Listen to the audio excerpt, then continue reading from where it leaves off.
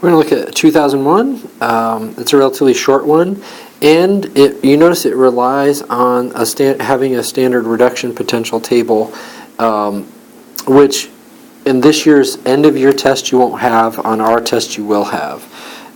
So it starts with that assumption. And you'll notice that the cell has to do with zinc and nickel, so up here I've written down the relevant reduction potentials from a data table. So A, identify the anode of the cell and write the half cell reaction that occurs there. So if we were going to do that, we would need to know what's really happening in the cell. So I might just draw the whole reaction, because I think you notice in B they want us to write the net ionic equation for the overall cell anyway. So maybe B I'll do down here already.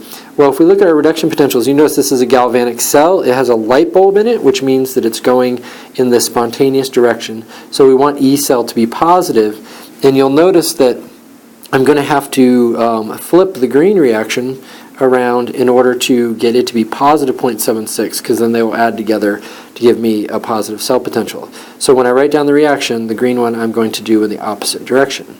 So zinc, well, that's not a good color for that, but anyway, zinc 0 plus my nickel plus 2 goes to nickel 0 plus zinc plus 2.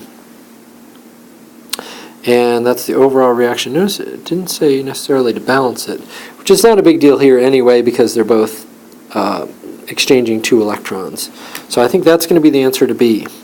Now, back to A, so identify the anode of the cell and write the half reaction. Well, the anode is where oxidation occurs. So that would be the zinc reaction, because oxidation is loss of electrons, and that looks like it's losing electrons. Let me get a brighter color here. We'll go with, I don't know if yellow is better. We'll see.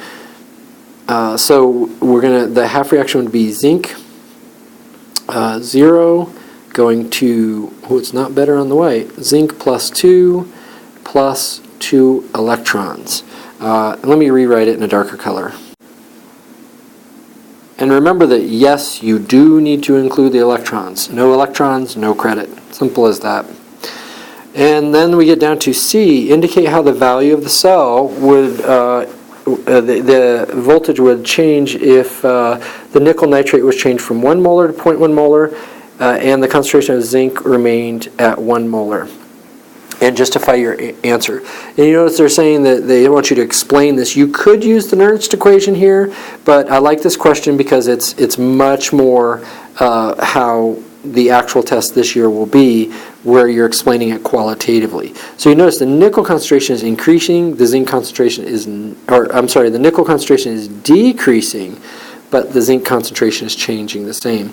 So if we decrease the nickel concentration, the reaction will shift to the left and the cell voltage will decrease. And essentially a written out form of that will work. Alright, so there we go. A decrease in nickel concentration will shift the reaction to the left, causing the cell potential to decrease. Simple as that. I was checking this one thing. I said cell potential to decrease. You'd always want to double check and make sure that your answer matches their answer format. You notice they left it vague how it would be affected. If they said would it become more positive or more negative, you definitely would want this sort of concluding part to be the same wording that they used. And lastly, D, specify whether the equilibrium constant for the cell is less than 1, greater than 1, or equal to 1. And there are a couple of ways that you could do it. They want you to justify your answer. And, you know, one is you could think, well, do I have some values that I could use? Do I have the cell potential? And you actually do. You could go back up here to the beginning and figure out your cell potential, and you could add it up and get E, and then work your way through Gunphy to delta G, and then work your way through Gertlink to get K. So that's one option. And here's the other option. You can do it qualitatively. So let's read it. The value of KEQ would be greater than 1. Notice, just make a statement, answer the question. The cell potential is positive, that's my evidence, because it's a galvanic cell. That's how I knew it was positive. So the equilibrium will favor products. And then you notice I put this little thing in here to kind of demonstrate my understanding of the ratio of the two. As a matter of fact, I've run out of room, but one of the things I would recommend to you is to point to the products and say that this value will be large, and point to the reactants and say this value will be small, and therefore K is greater than 1. It would be the optimal way to finish it off.